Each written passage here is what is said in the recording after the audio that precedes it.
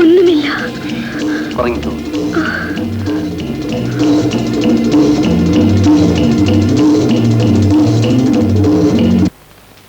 രാജി,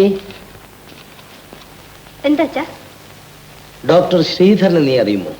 അച്ഛന്റെ ഫ്രണ്ട്, മദ്രാസിലുള്ള അദ്ദേഹമല്ലേ? ആ, ഒരിക്കൽ അച്ഛൻ്റെ കൂടെ ഇവിടെ വന്ന് കണ്ടിട്ടുണ്ട്.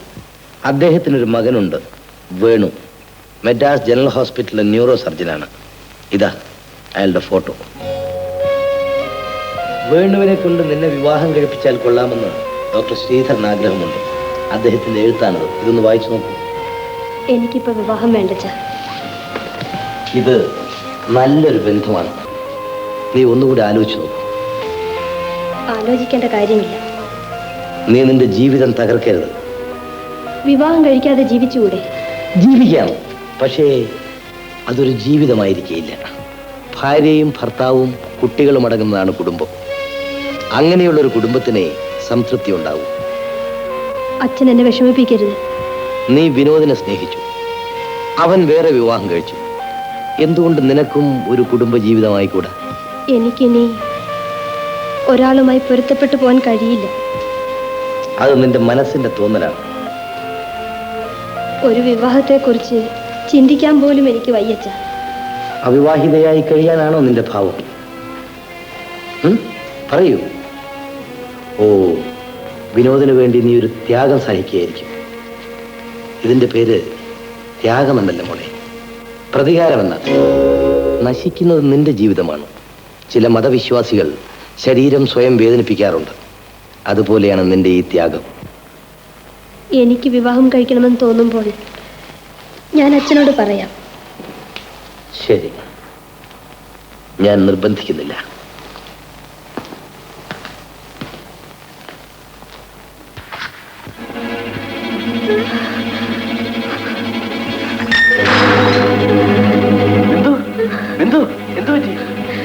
എന്റെ തല കറങ്ങുന്നു.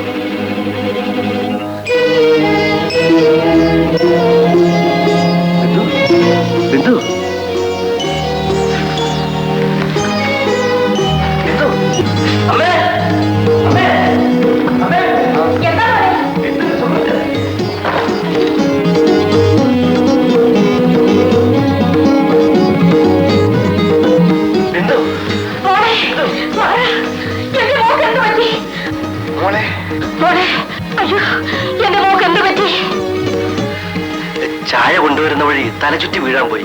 ഞാൻ പിടിച്ചിവിടെ കിടത്തി.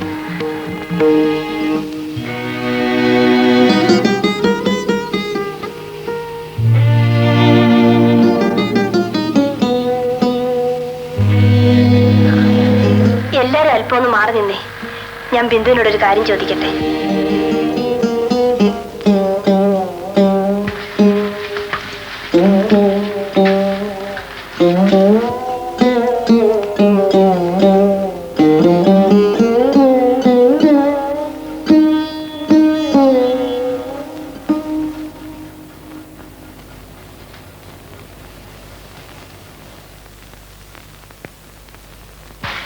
പേടിക്കാനൊന്നുമില്ല വിനോദ്.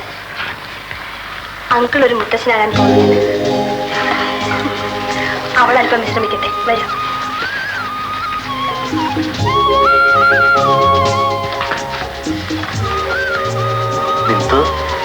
നീ പറ്റിച്ചെളിഞ്ഞല്ലോ. ഫസ്റ്റ് എടുക്കും കേട്ടോ.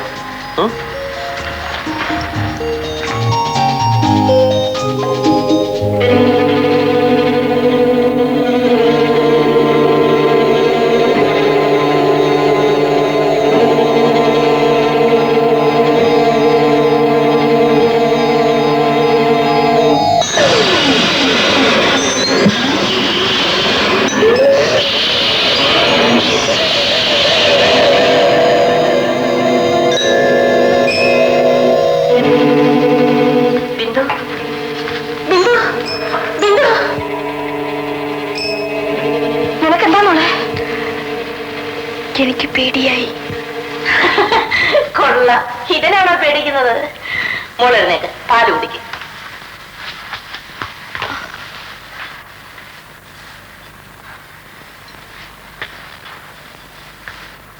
പേടിക്കാനൊന്നുമില്ല മോളെ. എന്റെ ഗുരുവായൂരപ്പ, എന്റെ കുഞ്ഞിനൊന്നും വരുത്തരുതേ.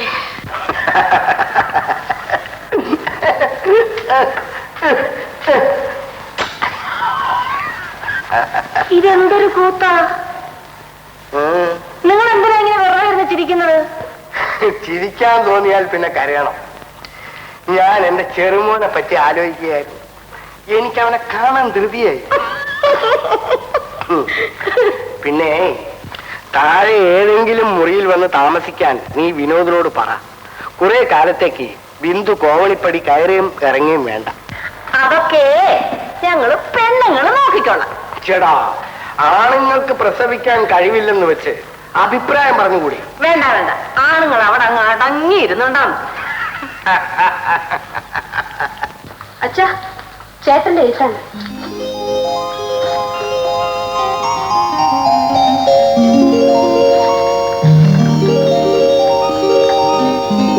Very good. രമേശ് അടുത്ത ആഴ്ച വരുന്നുണ്ട്.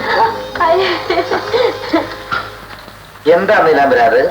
പായസാണ്. അവിടെ ഇന്ന് ചെറിയൊരു വിശേഷം ഉണ്ടായി. എന്താ ഈ ചെറിയ വിശേഷം? ചെറുതെന്ന് പറഞ്ഞാ അത്ര ചെറുതൊട്ടല്ലേ.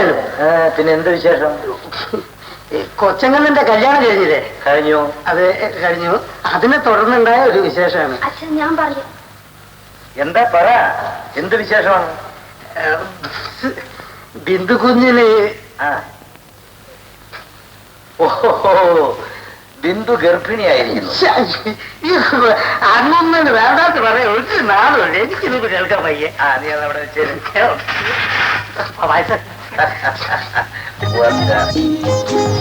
എന്താ മോളെ, ഞാൻ നിനക്ക് ഒരു സമ്മാനം കൊണ്ടുവന്നിട്ടുണ്ട്.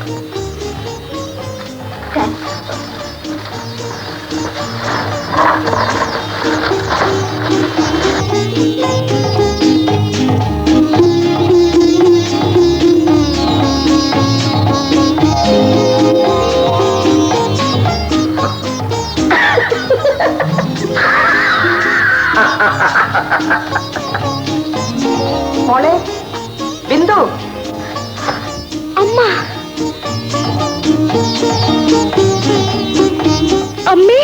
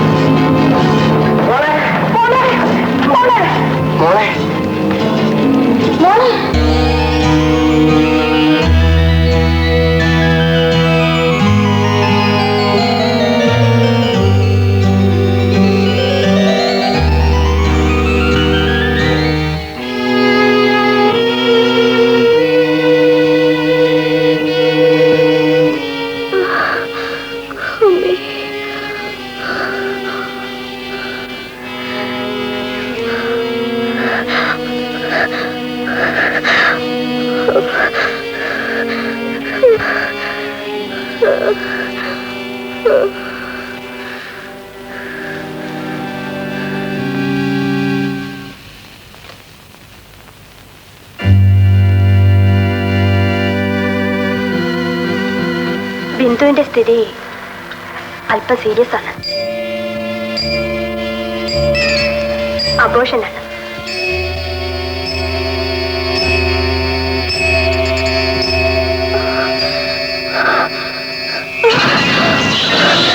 എനിക്ക് പേടിയാവുന്നു. അയ്യോ വേണ്ട വേണ്ട, എനിക്ക് പേടിയാവുന്നു. വേണ്ട, അയ്യോ ഞാൻ മരിച്ചു പോവും. അയ്യോ എനിക്ക് പേടിയാവുന്നു. എനിക്ക് വേണ്ട.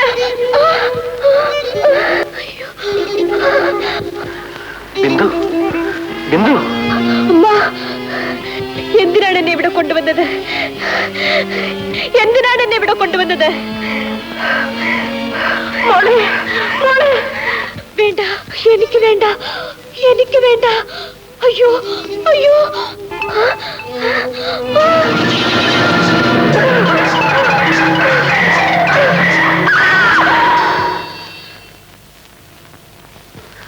ബിന്ദുവിന് എന്താണ് അങ്കിൾ? ഇവളുടെ മനസ്സിന് എന്തോ കുഴപ്പമുണ്ട്. എന്റെ വാർഡിലേക്ക് മാറ്റി ഞാൻ ചികിത്സിക്കാം.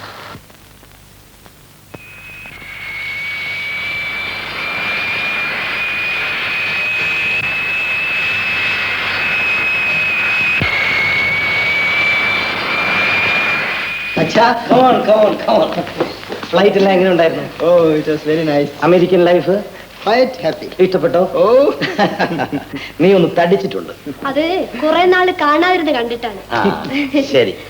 പിന്നെ നിനക്ക് വേണ്ടി ജോൺ ആൻഡ് കോയിൽ ഞാനൊരു ജോലി ഏർപ്പാട് ചെയ്ത് വെച്ചിട്ടുണ്ട്. വെളിയിൽ പോയി ബിസിനസ് മാനേജ്മെന്റ് പഠിച്ച ഒരാളിന് അവർക്ക് ആവശ്യമുണ്ട്. തൽക്കാലം അവിടെ ജോലി ചെയ്യും. പിന്നെ നമുക്ക് എവിടെയെങ്കിലും നോക്കാം. Okay. ഞാൻ നിന്നെ കാത്തിരിക്കുകയായിരുന്നു. എനിക്ക് ഹോസ്പിറ്റൽ വരെ ഒന്ന് പോകണം. കുളിച്ച് വിശ്രമിക്കും. പിന്നെ വിനോദിന്റെ ഭാര്യയുടെ കാര്യം എന്നാ ഇവൾ പറഞ്ഞിരിക്കുമല്ലോ? ഇല്ല, ഇവൾ എന്നോടൊന്നും പറഞ്ഞില്ല. ആ കുട്ടിക്ക് ഹിസ്റ്റീരിയാണ്. നീ ഒന്ന് പോയി കാണണം. നമ്മുടെ ആഗ്രഹത്തിനെതിരായി ചിലതെല്ലാം സംഭവിച്ചു. അതുകൊണ്ട് നീ വിനോദിനോട് വൈരാഗ്യം വെച്ച് പുലർത്തരുത്. നീ എത്രയും വേഗം വിനോദിന്റെ ഭാര്യയെ പോയി കാണണം. കാർ കൊണ്ടുപോവാ.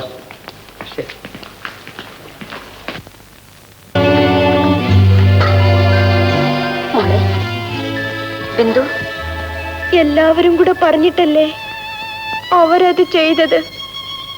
എല്ലാവരും കൂടെ പറഞ്ഞിട്ടല്ലേ അവരത് ചെയ്തത്? എനിക്ക് അവരെ പേടിയാണ്. ബിന്ദു, അങ്കിൾ, അയാൾ എവിടെയാണ്? ആരാണ് ബിന്ദു? അയാൾ ആരെയാണ് നീ അന്വേഷിക്കുന്നത്? അമ്മ അയാളെ കണ്ടിട്ടുണ്ടോ? ബിന്ദു,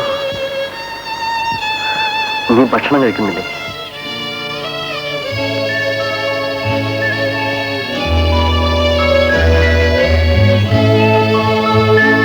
പാവം മനുഷ്യൻ.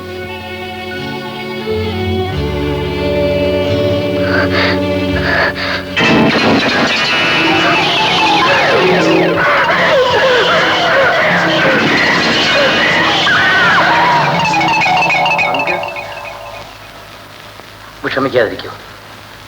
നമുക്ക് ചികിത്സിച്ച് സുഖമാക്കാം. എനിക്ക് വിമലയോട് അല്പം സംസാരിക്കാനുണ്ട്. Please come on.